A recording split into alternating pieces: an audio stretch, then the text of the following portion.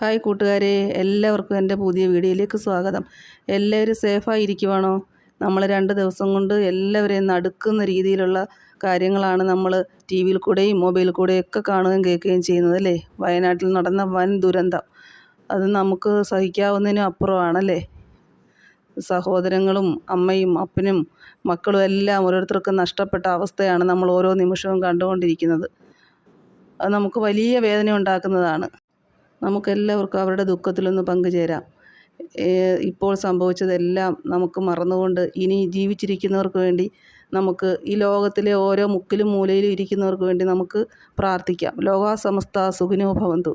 ഇനി നമുക്ക് വീഡിയോയിലേക്ക് പോകാം. നമുക്കിന്ന് ഒരു പത്തിലത്തോരനാണ് ഞാനിവിടെ കാണിക്കുന്നത്. പത്തിലത്തോരൻ എന്ന് പറയുമ്പോൾ കർക്കിടക മാസത്തിലെ കറികളുടെ കൂട്ടത്തിൽ ഒരു പ്രധാനിയാണ്. പണ്ട് തൊട്ടേ ഉള്ള നാട്ടുനടപ്പാണ് കർക്കിടക മാസത്തിലെ ഒരു ദിവസമെങ്കിലും ഒരു പത്തിലത്തോരൻ കഴിക്കണമെന്നുള്ളത് അല്ലേ? അതെല്ലാവർക്കും എപ്പോഴും സാധിച്ചെന്ന് വരില്ല.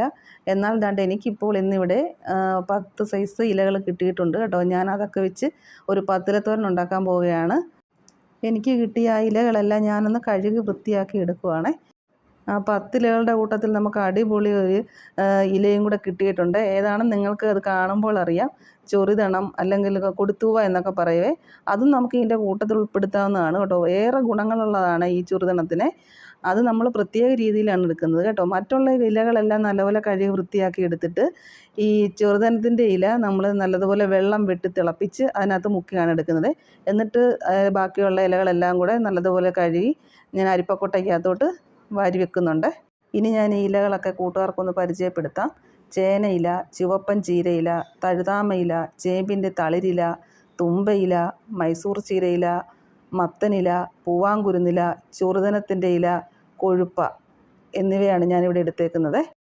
ഇനി നമുക്ക് ഈ ഇലയെല്ലാം നല്ലതുപോലെ ഒന്ന് അരിഞ്ഞെടുക്കാം.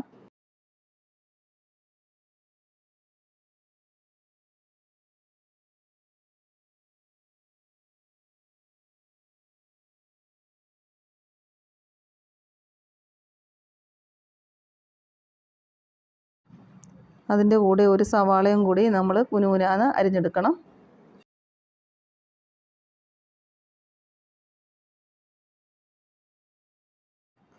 ഇനി നമുക്ക് തോരന് വേണ്ടിയുള്ള തേങ്ങ തിരുമ്മിയെടുക്കാം. തേങ്ങയുടെ കൂടെ എടുത്തിട്ടുള്ള സാധനങ്ങളെല്ലാം ചേർത്ത് നമുക്ക് അരകല്ലിലൊന്ന് ചതച്ചെടുക്കാം.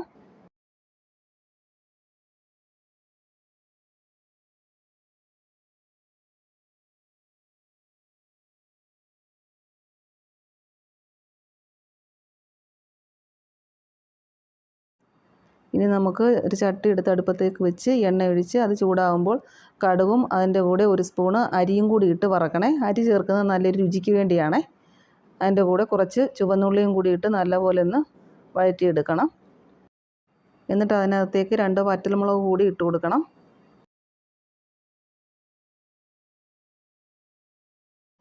എന്നിട്ട് നല്ലതുപോലെ ഒന്ന് മൂത്ത് വരുമ്പോൾ അതിലേക്ക് ഒരു തണ്ട് കറിവേപ്പില കൂടി ഇട്ട് കൊടുത്ത് നല്ലതുപോലെ ഒന്ന് ഇളക്കി ചേർക്കണം. എല്ലാം ഒന്ന് നന്നായി മൂത്ത് വരുമ്പോൾ അതിലേക്ക് നമ്മൾ അരിഞ്ഞു വെച്ചിരിക്കുന്ന ഇലയൊന്ന് ഇട്ട് കൊടുക്കണം. ഇനി ഇട്ട് കൊടുത്തേക്കുന്ന ഇലയുടെ പുറത്തേക്ക് നമ്മളെല്ലാം അരച്ച് വെച്ചിരിക്കുന്ന അരപ്പും കൂടെ ഒന്ന് വെച്ച് കൊടുക്കണം. എന്നിട്ട് നമ്മൾ ഒരു വാഴയില കൊണ്ട് അതിന് മുകളിൽ വെച്ച് ഒന്ന് അടച്ച് വെക്കുവാണേ. ഇനി അതൊന്ന് വെന്ത് കിട്ടുവാൻ വേണ്ടി നമുക്കൊരു അടപ്പ് പ്ലേറ്റ് വെച്ച് അടച്ച് വെക്കാം. ഇനി നമുക്കതൊന്ന് തുറന്ന് നോക്കാം. തോരനെല്ലാം ഒരുവിധം നന്നായി വെന്ത് വന്നിട്ടുണ്ട്. ഇനി നമുക്ക് നന്നായി അതൊന്ന് ഇളക്കി യോജിപ്പിച്ചെടുക്കാം. ഇതിൻ്റെ കൂട്ടത്തിൽ തന്നെ അത് ഉപ്പ് കറക്റ്റായിട്ടുണ്ടോ എന്നും കൂടി നോക്കി അത് ഇളക്കി എടുക്കേണ്ടതാണ്.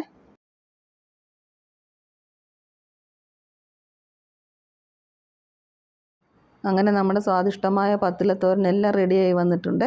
ഇനി നമുക്ക് അടുപ്പിൽ നിന്ന് ഇറക്കി താത്ത് വെക്കാം. ഞാനിതിലേക്ക് കുറച്ച് തൂരപ്പരിപ്പും കൂടി ചേർത്ത് കൊടുക്കുന്നുണ്ടായിരുന്നേ. അത് വീഡിയോയിൽ വന്നിട്ടില്ല കേട്ടോ, അത് കട്ടായി പോയതാണ്. അങ്ങനെ എൻ്റെ ഈ ചെറിയ വീഡിയോ ഇവിടെ കഴിഞ്ഞിരിക്കുകയാണ്. ഇതെല്ലാവർക്കും ഇഷ്ടമായെങ്കിൽ എല്ലാവരും എന്നെ സബ്സ്ക്രൈബ് ചെയ്ത് സപ്പോർട്ട് ചെയ്യണം. എല്ലാവർക്കും ഒരിക്കൽ കൂടി നന്മ നേർന്നുകൊണ്ട് അടുത്ത വീഡിയോയിൽ വീണ്ടും കാണാം. നന്ദി, നമസ്കാരം.